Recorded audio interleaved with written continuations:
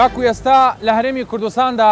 دەیان دۆسیەی بازرگانی هەن کە بەبێ وەڵام ماوەتەوە وەک پاڵپشتیەک بۆ بازرگانان و کەرتی بازرگانی لە هەرێمی کوردستاندا بۆ یەکەمین جارە لە تەمەنی کابینەی نۆیەم دادگایەکی تایبەت بە بینینی دۆسیەکانی بازرگانی لە هەرێمی کوردستان دادەبەنزرێت. ئەمەش وەک پاڵپشتیەک بۆ بازرگانان دیارترین ئەو کارانەی کە لەسەر ئەم دادگایانە دەتوانن کاری لەسەر بکەن، ئەویش بینینی هێمای بازرگانیە یاخود کەرتی بازرگانیە چۆن دەتوارێت کاری لەسەر بکرێ. لا بوشانەوەی ئەم جارەدا بە دوواداچوون بۆ ئەم بابەتە دەکەم.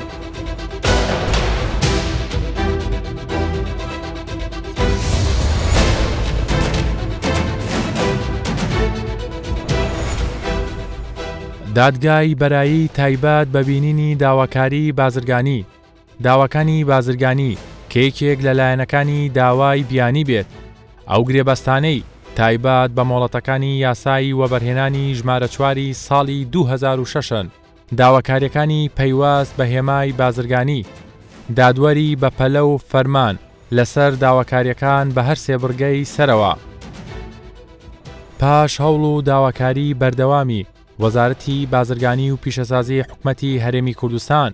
بۆ کردنەوەی دادگای تایبەتی بازرگانی بە پێی نووسراوی فەرمی ئەنجومەنی دادوەری کە لە بەیانی ژمارە 1 ساڵی 2022 دەرچوو بڕیاردرا لە سەرجەم دادگا بەرایەکاندا دادگای تایبەت بە بازرگانی بکرێتەوە. لە بەیاننامەکەدا هاتووە لەبار بەرژەوەندی گشتی و پشتبەستن بە حوکمی مادەی 22 لە یاسای دەسەڵاتی دادوەری ژمارە 23 ساڵی 2007 بڕیاردرا بە پێگەێنانی دادگای بەرایی لە هەر 4 ناوچەکانی تێڵچوونەوە لە هەولێر، سلەیمانی، دهۆک، کەرکووک و ئیدارەی گەرمیان. بۆ ئەم مەبەستە لەگەڵ بریکاری وەزارەتی بازرگانی و پیشەسازی حکومەتی هەرێمی کوردستان لەسەر گرنگی و کردنەوەی دادگای لەو شێوەیە گفتوگۆ دەکەم. کاکسەروەر با دەستپێکی بەرنامەکەم هەر ئەوە بێ لەگەڵ بەڕێستانە هەوڵێکی وەزارەتی بازرگانی و پیشەسازی تایبەت بە دامەزرانی دادگایەکی بازرگانی کە خۆی لە کۆمەڵێ بەرگە و خاڵ دەبێتەوە بۆچی دەگەڕێنەوە ئەو هەوڵانی وەزارەتی بازرگانی و پیشەسازی دوای چی دێت؟ طبعاً سەرەتا پێشەوەی باز لە هەوڵەکانی وەزارەتی بازرگانی و پیشەسازی بکەین دەبێ بگەڕێنەوە بۆ کارنامەی کابینەی حکومەتی هەرێمی کوردستان کە لە سەرەتای دەستپێکی کابینەکە وەکو کارنامە خرایە ڕووکە گرنگێکی زۆر بە کەرتی بازرگانی و پیشەسازی و چەند سێکتەرێکی تری تایبەت وەکو کشت و کاڵ و گەشت و گوزار و ئەم بابەتانە دەدا. ئەوەی کە پەیوەندی بە وەزارەتی بازرگانی و پیشەسازیەوە هەیە جگەلەوەی وەکو سێکتەری هەوڵی زۆر گرنگ دراوە لە بابەتی بازرگانی و پیشەسازی و ناوچەی پیشەسازی و حرەکەی تیجاری ناوخۆی و خارجیش لەگەڵ ئەوەشا یەکێک لەو داوایانەی کە ئێمە هەمان بۆ لە حکومەتی هەرێمی کوردستان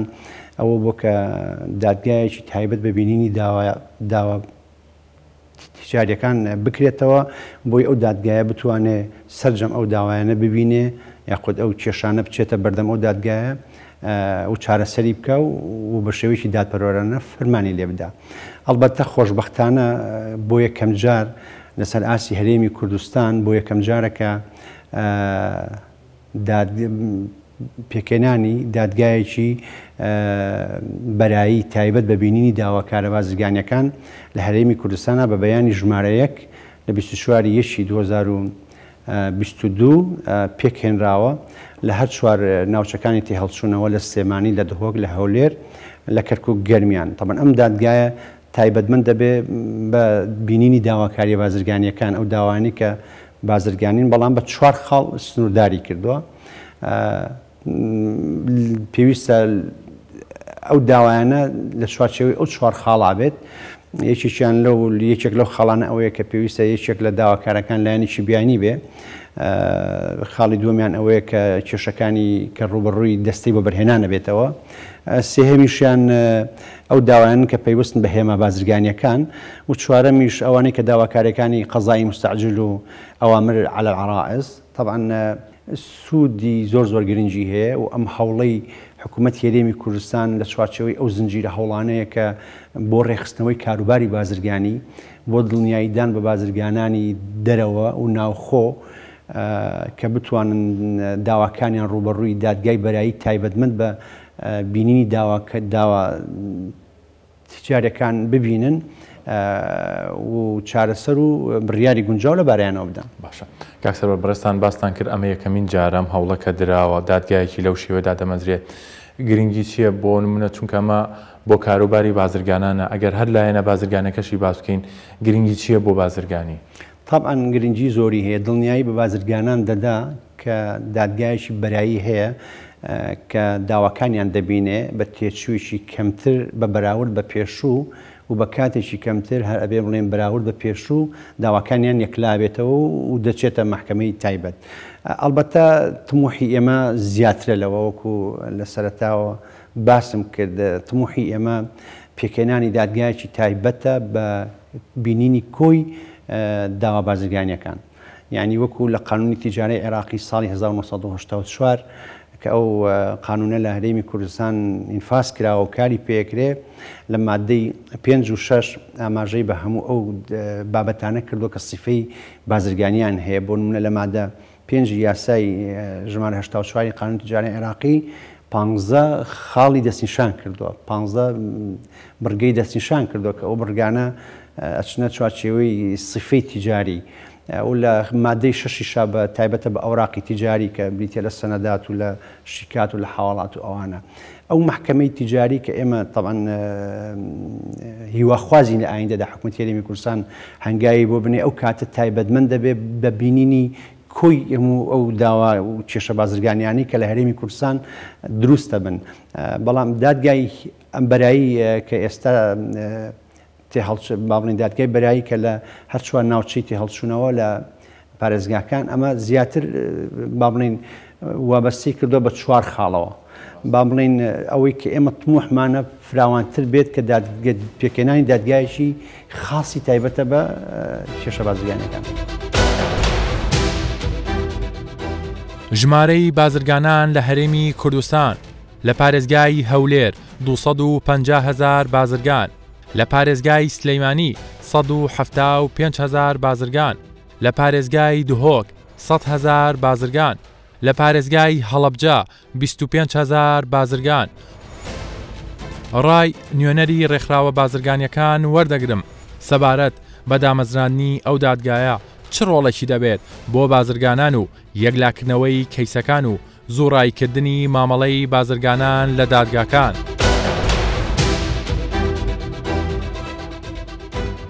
دامەزانی دادگایەکی تایبەت بە بازرگانان چی لە دۆخی بازرگانانە گۆڕێت؟ ئەگەر سیر بکەین دادگایەکی بازرگانی دروست بکرێت لێرە بە تایبەت بۆ بازرگانانی هەرێمی کوردستان و بۆ عێراقیش تایبەتمەندێکی خۆی دەبێت لێرەدا هەم ئاسانکاریەکی تەواو بۆ بواری بازرگانی و بۆ کۆمپانیاکانی هەرێمی کوردستان دروست دەبێت و لە هەمان کاتیشدا دەبێتە هۆکاری متمانەیەکی باش بۆ ئەو کۆمپانیانە یاخود ئەو کارگانی کە لەگەڵ کۆمپانیاکانی ئێمە بازرگانی دەکەن. ئێمە ئێستاگە سیر بکەین دادگای مەدەنیمان هەیە ئەگەر گیر و گرفتێکی بازرگانی هەبێت لە ناو بازرگاناندا لە هەمان کاتدا ئەگە تەماشا دەکەی بە 6 مانگ بە 7 مانگ ئەو گیر و گرفتە جێبەجێ ناکرێت لە دادگای مەدەنیدا. ئەگەر دادگایەکی بازرگانی هەبێت تایبەتمەندی خۆی هەبێت بە بازرگانان بە مەرجێک دادوەرەکانیان تایبەتمەندی بازرگانیان تێدا هەبێ لەو بوارەدا شارەزایەکی تەواویان هەبێ دەتوانین بڵێن بە ئاسانکارێکی تەواو دەکرێت بۆ بازرگانان و بۆ هەموو ئەو خاوەنکارانەی کە هەیە لە هەرێمی کوردستان و دەرەوەشدا. باشە کاک ڕەسوڵ لە 1-2 ساڵی ڕابردووە دەبینین کۆمەڵێک کێشە و گرفت بۆ بازرگانانی هەرێمی کوردستان دروستەبێت بە تایبەتی لەلایەن حکوومەتی ناوەندی عێراقەوە.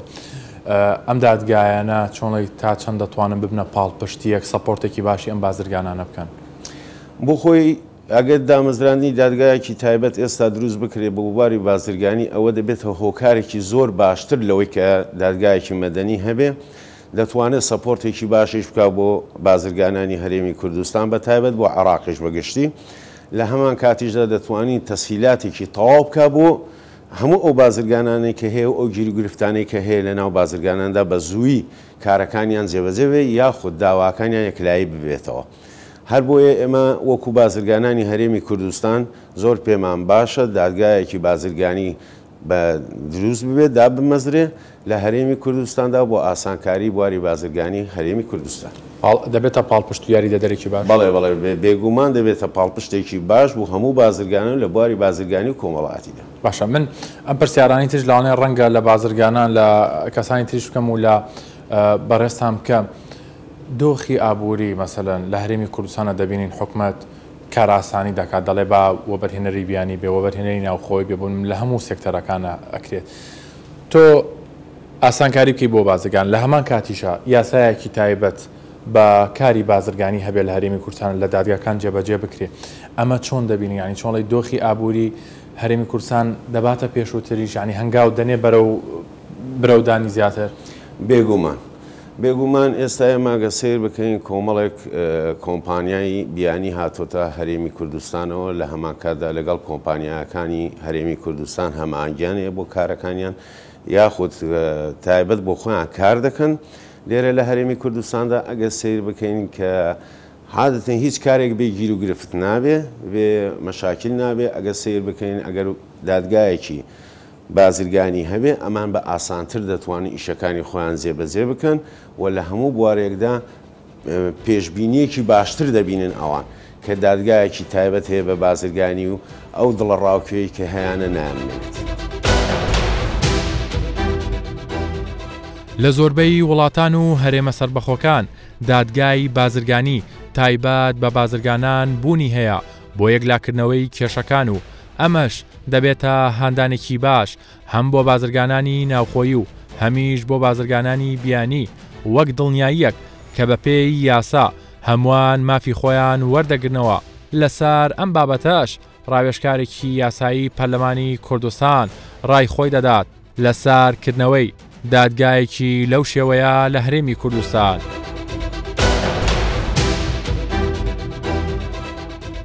دکتۆر دامەزرانی دادگایەکی تایبەت بە کێشەکانی بازرگانان و بینینی لەلایەن دادوەرە بەڕێزەکانەوە چ ڕۆڵ و دەورێکی بێ بۆ کەرتی بازرگانی لە هەرێمی کوردستان؟ بەێ ڕاستی هەکە ئەم تەماشای قانونا دەسەڵاتە دادوەری بکەن لە هەرێمە کوردستانی ساڵە 2007 ئەف بابەتە چیدی چارەسەرکرد بیتن بەێ ڕەنگە شتنیکە ئەف سەحبەتە یا تێتە هەلدان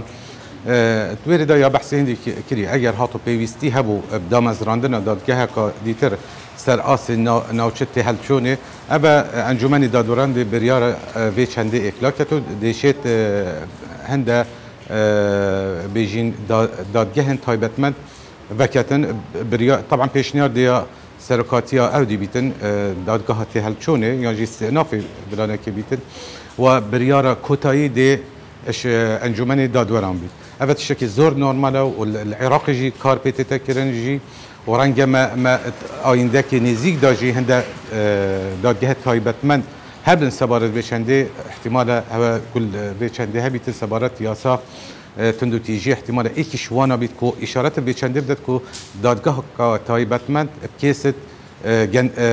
ئەو دیت خێزانی بێتە دامەزراندن لە ڕووی قانونیەوە چۆن تەسیلات بۆ بازرگانان دەکرێت ئەو مەشاکیلانەی هەیەە ئەم بینینی ئەم کەیسانە لەلایەن دادگاکانەوە ڕۆڵی خۆی دەبینێ بە باشی؟ بەێ ئەفخۆ ئەگەر ئەم سەحکێنی سیستەمی دادوەری شێوازێکی گشتی لە هەرێمە کوردستانی دادگەها بەداءە بلانێکی بیتن ویلایەتە عامیە هەیە سەر هەمی وان کێشە و گرفت پەیدا بن ناوبەرە کەسانی چ سروشتی بن یانژیت معنەوی بن بەێ دوێ حالەتێدا هەبوونە دادگەهەکە هۆسە گەلەکە گرنگە ئش بەرچ یەکجار پێشی دامەزراندن ئەنجی دەرچۆنە یاساوە بەرهێنانێ ئەوە گەلەکە گرنگە ئەو کەسی بیانی وە بەرهێنەرێ بیانی ئەوێ تێتە ناف وڵاتێمەدا و وان پرۆژە جێبەجێکە ڕاستی ئەوە گەلەکە گرنگێک و زمینە خۆشکەرێکژی وەکو گەرانتیەک یانژی زمانێک بۆ هەبیتن سەبارەت هەر کێشەکە پەیداد بیت ناوبەراوی ناوبەرە حکومەتێدا بۆ جێبەجێکردنە وان پرۆژێت وەبەرهێنەری وەکو ئەو پێنگا بە حکومەتە عێراقیژی بەری چەند ساڵێکە هەبێتی وی واریدا ڕاستی بۆ ڕاکێشانە وەبەرهێنەرێ بیانی کو بێتە نافخاکە عێراقیدا و کاری بکەن ئەف ڕێک خۆشکەرە دانایە بەر ئەو ڕێکارت پێویست بۆ چارەسەرکردنە وان کێشە ئەتناوبەرە وەبەرهێنەرە بیانی و حکومەتێدا یاشم بە ئەبە ئەف دادگەهە شێوەکی لەستر وێ کێشێ چارەسەرکەت و ئەبەژی یاشم بە دوماهی بەرژەوەندی وڵاتی خۆدایە.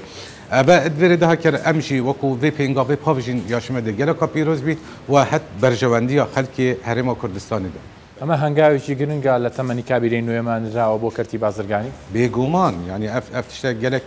وەکو مگوتی بەریبێنێکی هەرچەندە ئەمە دواکەوتین بێدا بەلێ ئەم vê پێنگاوێ پاڤژین گەل گیرۆبوونی گەلک چێترە و ئەم نەهاڤژین ڕاستی بیرۆکەکە گەلەکە جوانە و گەلەکە ئەودی و ئەم پێویستی ڕاستی قانونی ژینابین چکو قانونی ئەف تشتە یاڕێکخستی وەکو مگوتی یاسا دەسەڵاتە دادوەری ساڵ 2007 مەجالێ تێدا هەیە تەنها یعنی داخوازیەک بێتە بدن کردشلایەن پەیوەندیدار چ وەزارەتە بازرگانی بیتیانجی بێژین جهەتی وە بەرهێنانێ بیتن و پێشکەشی ئەنجومەنی دادوەران بکەتن و ئەم پێویستی دامەزراندنە وێ جۆرە دادگاها بیت یاشم بە دێ ڕێکارێت یاسایی و پشێوەکی ئاسایی دێ پڕێش. تۆمارکردنی زۆرترین سکاڵای بازرگانی لە دادگاکانی هەرێمی کوردستان، گرێبەستی بازرگانی لە نێوان کڕیار و فرۆشیار، دووبارەبوونەوەی هێمای بازرگانی، سکاڵای وەرگرتنی پارە بە ناوی بازرگانیەوە، پرۆژەکانی دەستەی وەبەرهێنان، پابەند نەبوون بە گرێبەستە بازرگانیەکان، تۆماری کۆمپانیاکان. لە ساڵانی ڕابردوو لە دوای دەرچوونی یاسای وەبەرهێنان هاوکات پێشنیاری ئەوە کرا کە دادگایەکی تایبەتی بازرگانی دابمەزرێت بۆ ئەوەی بە زووترین کات مامەڵە یاسایەکان تەواو بکرێت. لە ئێستاشدا دامەزراندنی ئەو دادگایە هاوکارێکی زۆر باش دەبێت بۆ پرۆژەکانی وەبەرهێنان لە هەرێمی کوردستاندا. ئەگەر باسی دەستی وەبەرهێنان بکەین ئەمە لە ڕووی یاساییەکەیەوە ئەم دادگایە چۆنڵی دەتوانێت مامەڵەکان و کارەکان خێراتر بکات. ئێمە لە 2000 بە بڕیاری 2006 ینی ئێمە پێشتر داوای ئەوەمان کرد بوو دەبێ مامەڵەکانی ئێمە بە شێوەیەک بە شێوەکان بکرێت کە خێرا بکرێتن ناکرێت بەو شێوازە بمێنێتەوە. بۆیە ئەنجومەنی باڵای وەبەرهێنانیش بڕیارێکی دەرکرد هەموو ئەو کێشانی کە لێوان نێوان وەبەرهێنەران و بەڵێندەرەکانە دەبێت لە ڕێگای دادگاوە چارەسەر بکرێەوە دادگای تایبەتمەند. ئەو دادگا تایبەتمەندش ئەو دادگەی کە ئێستا هاتۆتەکایەوە. بۆیە بڕیاری 206 دەرچوو لە 2015ەوە. واتە دەبێتە هۆکارێک لەوەیکەوە ئەگەر بە قۆناغەکانی خۆی بە شێوەیەکی ئاسایی بڕوە لە ساڵێک یان 2 ساڵ هەندێک جار زیاتر لە 2 ساڵیشی خایەندووە بەڵام دەکرێت لە چەند مانجێکدا یان کەمتر لە چەند مانجێکیش ئەو کێشانە چارەسەر بکرێتن. ئەمەش پێویستی بە ئامادەکاری دەکرێتن بۆ ئەوی خەڵکی شارەزا یان دادوەری شارەزا لەو بوارانەدا دابمەزرێن و کاریان پێ بدرێت. ئێوە خۆتان وەکو دەستەوە بەرهەنە پێشتر داوای ئەمەتان کردبوو دادگایەکی تایبەت بە چۆنڵی وەبەرهێنەران یاخۆت بازرگانی مامەڵەکانیان لەوێ ڕای بکرێت. لە 2015 ئێمە داواکاریمان پێشکەش کردووە بە ئەنجومەنی وەزیران. ئەنجومەنی وەزیرانیش لە ڕێگای خۆیەوە داوای لە ئەنجومەنی دادوەری کردووە بۆ ئەوی دامەزراندنی ئەم دادگایە کە ئەمە پێوان وایە کارێکی زۆر پێویست و ضروریە دەکرێتن کاری لەسەر بکرێتن و دەبێتە هاندانێکیش بۆ ئەوی کێشەکانی وەبەرهێنان و بازرگانی تێدا یەکلا بکرێتەوە. باشە کاک مخلیس ئەو کێشە سەرەکیانە چیان لە نێوان وەبەرهێنەرەکان یاخود ئەو کەیسانی کە لە ڕێی دەستەی وەبەرهێنانەوە دەچێتە دادگا زیاتر کامانن ینی هەموو ئەو کێشانن کەوا بە گرێبەستێک ڕێکخراون. کاتێک هاوڵاتیەک یەکەیەکی نیشتە جێبوون لە وەبەرهێنەرێک دەکڕێتن بە جێرەی گرێبەستێک کۆمەڵێک ڕێکەوتن کۆمەڵێک خاڵ لە ڕێکەوتنەکە لە گرێبەستەکەدا ئاماژەی پێکراوە بۆ نمونە سزای دواکەوتن.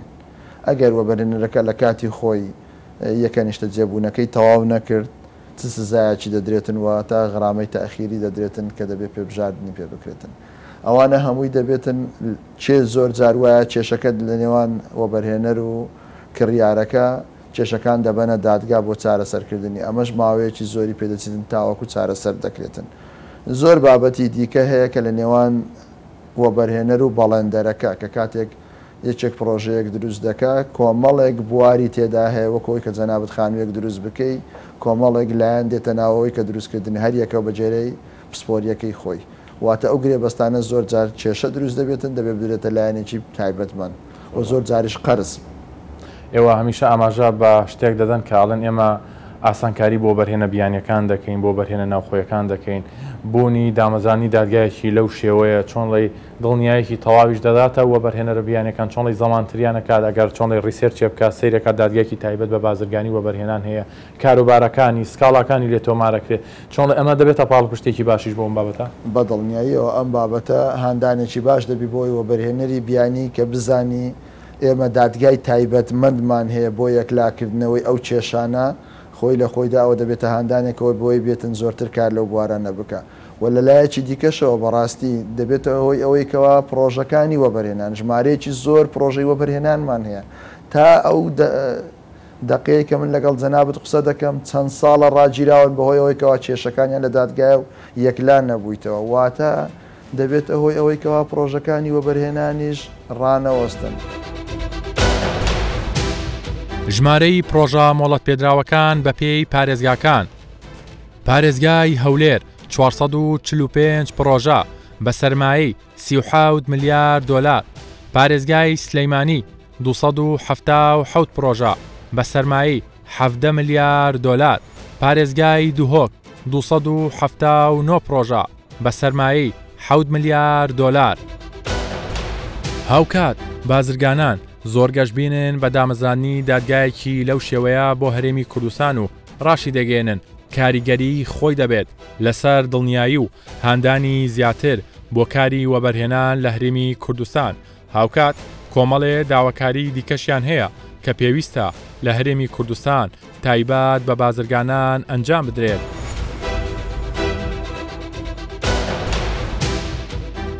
کێشە و گرفتی بازرگانان چیانی ئەم یاساکان چۆنڵی بوونی دادگایەکی تایبەت بە بازرگانی کار و شێوازیەوە چۆن ڕاییەکە چۆن دەباتە پێشەوە گەورەترین کێشەمان لەوەیە کە ئێستا لە محکەمەی تەنفیز و قەرزە بێگومانەوەی ئێستا تۆگە پە قەرزت بە یەک کەسێکدا بۆ یاسایەکی ئێستا لە عێراق کاری پێدەکرێت تۆ پارەکە دڕۆیی هەرچ زۆرەکەی پارەکە دڕۆیی کەواتە دروستکردنی متمانەیەکە لە هەموو جیهان تا ئێستا و دادگایە هەبووە بێگومان کابراایەکی وەبەرهێنە لە دەرەوە دێ لەوانە کە سێرش دەکرد لە گۆگڵ دەبینی محکەمەیەکی ئابووری هەیە بێگومان دێکارەکانی خۆی دەکە بەڵام کە دەیبینی ئەگەر تووشی گرفتێک بوو پێویستی بە یاسا هەبێ بە 6 ساڵ بە 7 ساڵ لە ناو دادگایەکانمان تەواو نەبی ئەوە یەک لەو شتانێک کە سەرمایەدا ترسنەوە کە جەنابەت دەزانی ئەوە ترسێچکەی بۆ دروست دەکات لەوان سەرمایەکەی بوو چێشتەوە لە وڵاتەی کانەکە کەواتە هەمووی لاوەکانە یەک لە هێمای باشەکانەکە هەبێت ئەوەی کە باست کرد لایەنە حکومەکەی وەمە کار ئاسانیە کە دەبێت بکە هەندێک جار بازرگانانی شێ خۆیان لە یاساکان لادەن خۆیان دەدا پێت وایە ئەم دادگایە دەتوانێت هەمووان بەبێ جیاوازی کۆ بکاتەوە لە ژێر یەک چەترانی هیچ کەسێک بۆی نەبێت خۆی بدزێتەوە لە یاساکان بێگومە ساڵی یەکەمی ئەو دادگایە خۆڕی خستنەوەی دەبێت دەرکردن ڕێنمایی دەبێت پێداچوونەوە بە یاسایەکان دەبێت بۆشی هەیە چەند دادوەرێکی بەڕێز یاسایەکی تایبەتی بۆ لە پەرلەمان پەسەند بکەن یان ئەو یاسانێکی ئێستا هەیە هەموار بکرێتەوە بەشە دیار بکرێت دەبی ئەو بەشە لە دادگایە یان ئەو دادگایە بەڕێزە خاوەن هێزبی خاوەندە سەڵات بی و ئەو بڕیارانی کە دەریش دەکرێت هەموو ئەوانی کە هەیئەی تەنفیزینە جێبەجێکارن لە وڵات و لە نیشتمان دەبی جێڕایی لێ بن و بۆشی جێبەجێ بکەن بەڵام لە دنیادا من پێم وایە پێویستمان بە بوارێکێ هەیە لەگە جەنابەت تازە جەنابیشت باست کرد ئێمە سیستەمی باقیمان پێویست پێ هەیە لە دوای ئەو سیستەمەی لەبەرەوەی تۆگە سیستەمی باقیت هەبی لەگەر ئەو دادگایە بەڕێزەی بە هەزارانی کەسی دیکە ڕوو لە وڵاتی دەکا بێ لەوەی دیکەشکە بۆ ئابووری وڵات تا بژانەوەی پێزۆ لێرە دەیخەمە بەردەست حکوومەت پێویستمان بە تەفعیلکردنی ئەو بۆرسەیە هەیە کە بەداخەوە لە دەست چەند کەسانێک بۆ مەرامی کەسی خۆیان پەچیان خستووە دایان خستووە وەک جەنابەت دەبینی هەموو پرۆژەیەکی بە ملیارەها دلاری لێ خرج دەکرێت پارەیەکی زۆر لە دەستی هاوڵاتیان هەیە لە سیولە کاش هەیە بەڵام کاری نێ پێ بکرێ ئەگەر حکوومەت سیستەمەکی باقی چاچی هەبی ڕێکخراوی هەبی لەبەرەوەی وەک ژێرخانی ئابووری وەک ژێرخانی باقەکان حکوومەت لە زۆرترین حکوومەتیانی کوردستان لە زۆرترین وڵاتانی دنیا زەنجینترە وەک بنکە و وەک بوون و وەک فەرمانبەر وەکوە بەڵام پێویستی بە سیستەمەکەیە ئەگەوە سیستەمارێک بخاتەوە من بێگومان پێ دەڵێم کوردستان زێرە ئابوووریەکەی پێویستی بە قەرزکردن نییە بەڵام پێویستی بە تەفعیلکردن و ئاپدێتکردنەوەی هەندێک لە کارەکانیە. لە ئێستادا دامەزرانی ئەو دادگایە تەنها لەسەر چەند بڕگەیەک تایبەت بەکەرتی بازرگانی و گرێبەستەکانی دەستەی وەبەرهێنانە. دواتر هەموو هەوڵی وەزارەتی بازرگانی و پیشەسازی دەبێت کە دادگایەکی تایبەتی بازرگانی کە سەرجەم سێکتەرەکان بگرێتەوە لە هەرێمی کوردستان دابەزرێ، چونکە هەر لە سەرەتای کابینەی نوێمەوە بەڵێنی باشترکردنی کەرتی بازرگانی و پیشەسازی درابوو وەک سەرچاوەیەکی داهات بتوانرێت لە ساڵانی داهاتوودا سوود لەو کەرتە ببینرێت.